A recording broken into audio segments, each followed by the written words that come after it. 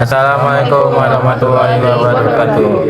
Selamat sore Pak, kami dari kelas TRE Pagi B kelompok 2 akan menjelaskan tentang penyiaran gelombang penuh atau full bridge inverter. Sebelum itu, izinkan kami memperkenalkan anggota kami dulu. Saya Boy Munamar Paung dengan NIM 424-250-1034 Dan saya Bagus Budi Utomo dengan NIM 4242501037. Dan saya Naila Ananda Revandi dengan NIM 4242501035. Oke, jadi rangkaian ini adalah dinamakan inverter gelombang penuh full bridge inverter. Tujuan utama dari rangkaian ini adalah mengubah tegangan searah atau DC konstan dari sumber menjadi tegangan bolak-balik atau AC sinusoidal. Baik, sekarang kita akan masuk ke fungsi dari setiap komponen yang kita gunakan. Yang pertama adalah VDC, di mana di sini sebagai penyuplai daya utama, yang mana tegangan masukannya adalah 700 volt, dihitung dari rok VP8. Selanjutnya di sini ada 4 buah switch, yaitu IGBT, yang nantinya akan berfungsi sebagai penyaras tegangan atau mengubah tegangan DC menjadi tegangan AC, yang akan nanti membuat gelombangnya menjadi berbentuk kotak. Setelah hal ini, selanjutnya akan ada induktor dan kapasitor, di mana fungsinya adalah sebagai yang akan dikatakan dengan low pass filter. Lalu juga ada low resistor di sini, yang akan berfungsi sebagai beban listrik utama yang menerima daya AC di sini. Jadi di sini saya akan menjelaskan grafik-grafik gelombang di sini dan kenapa dia berbentuk kotak dan sinus. Oke, yang pertama di sini adalah VP8, ini adalah inputnya dari rangkaian ini. Dan selanjutnya di sini ada VP4. VP4 ini adalah gelombang untuk output dari inverter. Selanjutnya di sini ada VP9. VP9 adalah gelombang dari output dari inverter yang sudah ditambahkan dengan kapasitor dan juga induktor. Selanjutnya di sini ada I10. I10 ini adalah arus yang dari output inverter yang sudah ditambahkan dengan kapasitor dan juga induktor. Dan yang terakhir adalah I11, yaitu arus dari inverter. Oke, jadi mengapa bentuk gelombang ini bisa berbeda-beda? Ada yang kotak dan ada juga yang sinus. Kita mulai dari yang pertama, yaitu VP4. Kenapa VP4 dia berbentuk square wave murni?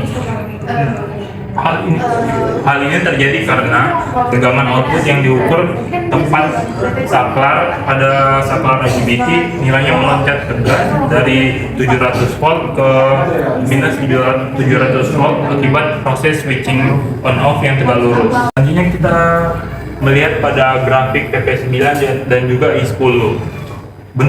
Bentuknya berubah drastis yang dari square wave menjadi sinusoidal. Dan kenapa hal ini dapat terjadi? Hal ini dapat terjadi karena pada gelombang sebelumnya itu output dari inverternya belum ditambahkan dengan kapasitor dan induktor. Dan setelah ditambahkan dengan kapasitor dan induktor, dia menghasilkan VP9 dan I10 arusnya menjadi gelombang sinusoidal. Dan itu juga terjadi pada I11 yang dia hanya output dari inverter, tidak ditambahkan dengan kapasitor dan juga induktor. Mengapa perubahan bentuk ini bisa terjadi? Karena ini ya, gelombang kotak sebenarnya bukan gelombang tunggal, melainkan gabungan dari beberapa gelombang sinus yang banyak frekuensi tingginya. Frekuensi tinggi ini membuat sudut gelombang menjadi tajam dan kotak. Gelombang kotak sebenarnya di induktor dan kapasitor. Filter ini bekerja. Induktor menahan dan memblokir frekuensi tinggi, sementara kapasitor membuang sisa-sisa noise dari frekuensi tinggi.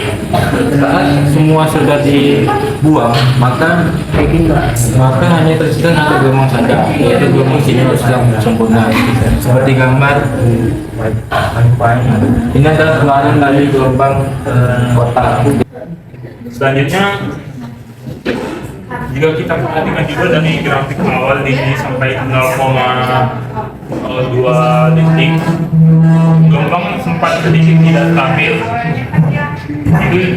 Itu dinamakan sebagai gejala transien, yaitu waktu sesaat yang dibutuhkan induktor dan juga kapasitor untuk mengisi energi saat rangkaiannya baru pertama kali dinyalakan. Jadi hal seperti ini terjadi saat pertama kali rangkaian dinyalakan dan akhirnya dia mencapai kondisi yang stabil menjadi gelombang sinusoidal yang sempurna.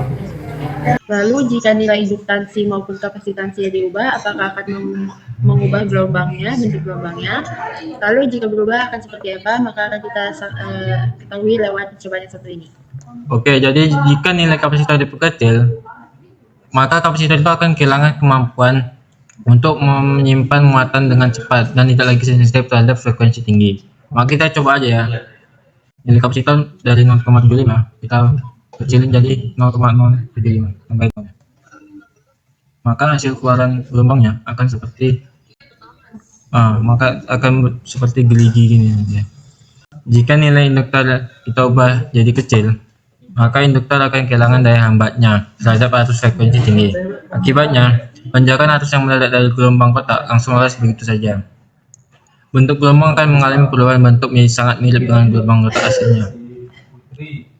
Karena filter gagal melandaikan transisi naik turunnya tegangan. Kita coba ada yang sama. Ini udah ketemu. Maka bentuk gelombang seperti ini, seperti kotaknya. Sebaliknya, jika nilai induktor atau kapasitor kita perbesar, filternya menjadi terlalu ketat, sehingga gelombang akan tetap berbentuk sinus sangat mulus, tetapi amplitude tegangannya akan mengecil atau drop drastis. Karena itu akan diredam oleh filter. Selain itu, gejala transient yang ada di detik-detik awal akan membutuhkan waktu yang jauh lebih lama untuk melewati proses stabil karena pengisian energi komponen yang lebih besar. Oke, kita langsung coba aja ya, jika nilai induktor diperbesar. Ini 0,01 jadi 70. Maka keluarannya akan seperti sinusnya enggak beraturan ini. Terus kalau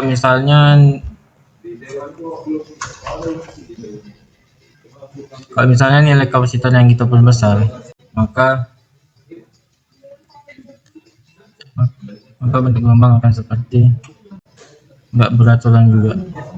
Dapat disimpulkan dari percobaan kami bahwa pemilihan nilai R, L, dan juga C yang presisi seperti yang telah kami lakukan di simulasi ini sangat penting ataupun krusial untuk mendapatkan gelombang sinusoidal yang mulus, stabil, dan aman bagi beban listrik. Demikian penjelasan dari kelompok kami mengenai rangkaian inverter full bridge dengan filter LC. Semoga penjelasan jelas dan bermanfaat. Terima kasih atas perhatiannya. Wassalamualaikum warahmatullahi wabarakatuh.